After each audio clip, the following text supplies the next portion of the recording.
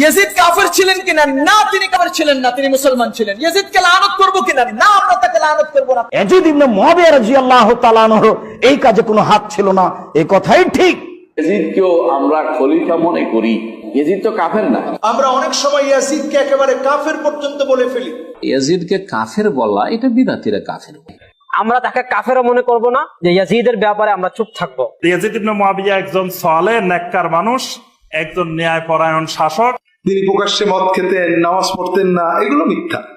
তিনি আমাদের দেশের রাজনৈতিক নেতাদের মতোই একজন শাসক ছিলেন। আলেমুল আমাদের ভালোবাসেন, শ্রদ্ধা করেন, ক্ষমতার প্রতিদ্বন্দ্বী হলে বিশ্বস্ত ইতিহাসগুলো বলে ইয়াজিদ এ বিষয়ে খুব দুঃখ প্রকাশ করেছে।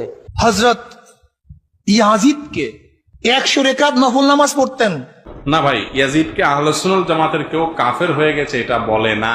কাফের হওয়া বহুত কঠিন একটা বিষয়, এত সহজ না। সে নবী সাল্লাল্লাহু আলাইহি সাল্লামের কলিজার টুকরাকে হত্যা করে আমাদের সে হত্যা করেছে, দুঃখিত, এটা তো আর চূড়ান্ত না।